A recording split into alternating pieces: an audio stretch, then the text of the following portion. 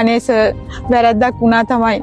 මගේ මහත්තයා ඉන්න කාලේ තමයි මේ බයික් එක ගත්තේ. හැබැයි දැන් මහත්තයා නැති වෙලා සර් මේ බයික් එකේ වාරික ටික ගෙවා ගන්න මං අනුන්ගේ ගෙවල් වල කුලිය වැඩට යනවා සර්.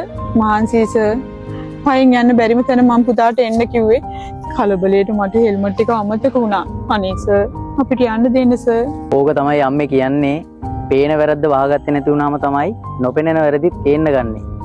මීට කලින් ඔයාලා දෙන්න හෙල්මට් දාලා පාර යනකොට අපි කවදාවත් නතර කරලා නැහැ. මොකද අපි දැක්කා අම්මෙකුයි පුතෙකුයි සතුටින් බයික් එකේ යනවා. අද හෙල්මට් එක නැතුව නතර කරපු ඉඳ තමයි මට පුතා දිහා හරියට බලන්න ඕනේ.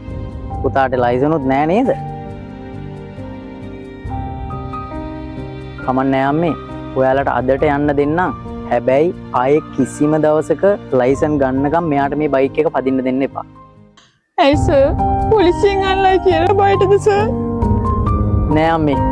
පොලිසියට බයටවත් ඔයාට ගෙදර යන්න මාන්සින්දවත් නෙවෙයි. මේ දරුවට ලයිසන් නැතුව බයික් එක දීලා දවසක ඔයාගේ මහත්තයා වගේම ඔයාට ඉන්න එකම ළමයාත් ඔයාට නැති වෙයි. අන්න ඒ බයට. අපිට සමාවෙන්න සර්. ආයි කවදාකවත් ලයිසන් ගන්නකම් මගේ පුතාට බයික් එක අල්ලන්නවත්